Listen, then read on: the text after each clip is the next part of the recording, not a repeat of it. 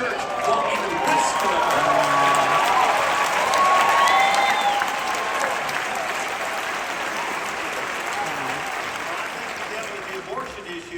Donald Trump very well. But there's so many other issues, Andrew, if I may. Please. Sure. Well, I was just going to ask, another thing that I've heard people comment on is, well, they think that the 2020 election was stolen and that the vote is rigged, and so they just lose heart. What difference does it make? As a Christian, I believe that cynicism and despair is a sin. Yes. Yes. And we know this in the book of Numbers, which is called In the Wilderness. God despised when the people of Israel in the wilderness were despairing, when they were complaining all the time, there is no hope. First of all, as Christians, we have to reject this fleshly idea from the demonic that our action doesn't mean anything. All of our actions should glorify God. Everything we do should point up. From what we eat, to who we marry, to how we raise our kids, to where we go to church, to how we educate our young people. And so, but let's talk about 2020. Despite all the shenanigans, everybody, we fell 41,000 ballots short in Arizona, in Wisconsin, and Georgia. And guess what? There were millions of people who did not vote because they believed that it would not occur. And the easiest way to make sure that your vote won't be counted is not vote. So that's why we have teamed up to make sure that people practice the most secure voting methods possible. Instead of putting your mail-in ballot in the mail, walk it right down to that county recorder's office. If you guys want to vote in person, then go vote in person. There are secure ways to do it. But people say, but Charlie's not 100% secure. But that is such a sloppy argument, because I can 100% guarantee the Democrats will take over the country if none of us vote. Amen. And so that kind of negativity and that cycle of cynicism is something that we as Christians are forbidden from engaging in. Yes. I agree. That's true. David Barton also made a point that there are hundreds and hundreds of cities that have tightened the voter thing. So we are making an improvement in that area. Let me ask you about the economy, because I think everybody recognizes that inflation's way up and everything. And I remember Kamala Harris, when she was asked about the economy, said that she inherited the worst economy in decades from Trump, which in my estimation is a bold-faced lie. How do you respond to that? Of course it is. And so let's look at something that we as Christians should care about. Private property is a Christian virtue, meaning the ability to own property. The first ever real estate transaction, do you know this, Andrew? I'm not going to quiz Andrew on the Bible, he'll know. Was Abraham buying the plot of land to bury his wife and himself in Hebron. It's the first ever real estate deal in the Bible. The idea of ownership of land is a biblical idea. A workman is worth his wages. We should want more Americans, especially young people, to be able to own property, not have to rent for the rest of their life. It is good for everyone. It rejects cynicism. It makes you more invested in your community. It makes you more likely to develop a family. We are becoming a nation of renters.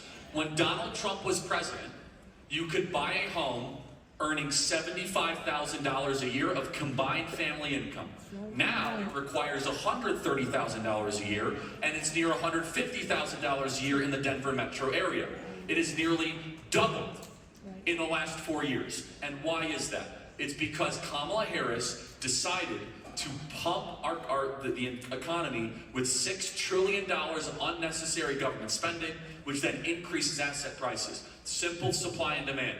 This is why sand is cheap and diamonds are expensive. When you have more of something, it becomes worth less. When you have less of something, it becomes worth more. And additionally, which again is an issue I really want to emphasize here, when you have 10 million new people come into your country and those people need a place to live, it will raise the asset price as well. So Kamala Harris has allowed the largest invasion in American history to occur in a short period of time.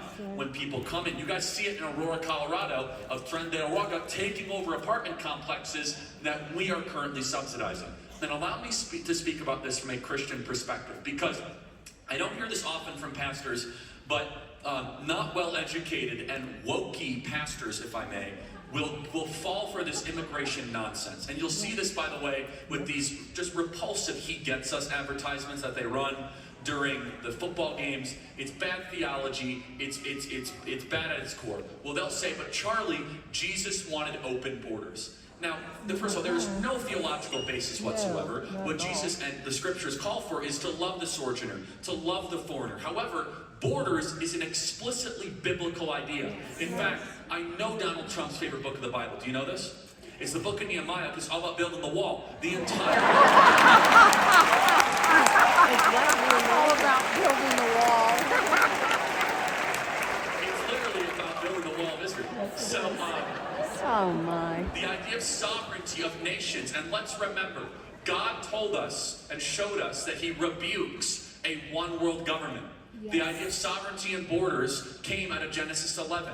When Nimrod wanted to build the city of Babel of a oneness of the world, to build a city upon himself, and God scattered the people in all different lands and nations and different languages, because God wanted smaller micro communities of governance, not the World Economic Forum, which of course is what Kamala is pushing us towards. But let's get to the inexcusable facts that every pastor in America should be speaking about. If I ask you a hypothetical, would a pastor be in error if he did not speak against slavery in this country? Say, of course.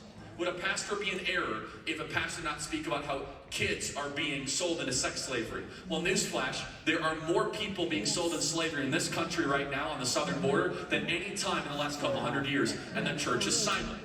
There are 320,000 kids that we know of that have gone missing, many of whom are now teenage prostitutes and sex slaves for the cartel in the interior of the United States. But the church is silent. You see, Kamala Harris did this with a direct action when she decided to get rid of DNA testing on the border. Quickly, here's how it works. You show up on the border as a 13-year-old girl. By the way, you're raped an average of 3 times in that voyage to get to the border. You are currently being used as a sex toy by the cartels all the way up till there. The typical mode of operation under Donald Trump was something called DNA testing. Thanks to modern technological breakthrough, you do swabs, saliva swabs of each individual, you put it in, and in 90 seconds, you can have an affirmative or a negative DNA match. So is the person with the minor actually the relative, or is it somebody else? Super simple, easy to use, take 90 seconds. You don't have to send it out to Abbott Laboratories, 90 seconds. One of the first actions that Kamala Harris took with Joe Biden was to get rid of DNA testing. So here's how it works. They show up on the border, trembling 13-year-old girl who obviously, was just raped a couple times. You could tell her head is down. I've seen it myself. You can go to Yuma to see it. Is looking down, and a muscular 35-year-old pimp says, "I'm her dad." And there is no DNA testing that occurs. So instead, they just say, sign on the paperwork, here's your asylum date, it's in 3 years, of course it never comes, and the girl is now a sex slave in the United States. Under Trump, we do a DNA test, be like, you're lying, that's not correct, we're gonna find out who her parents actually are, because we're not gonna co-sign to her becoming the worst thing that we could possibly tolerate. However, the church is uninterested in this. Exactly. Pastors are too interested in bigger buildings and more budgets, and not the fact that kids, God's children, are being sold as sex slaves in our own country. This is not happening in Afghanistan. This is not happening in some far-off distant land. This is on our turf. This is in our own nation. And I can't make the moral argument more clear than that.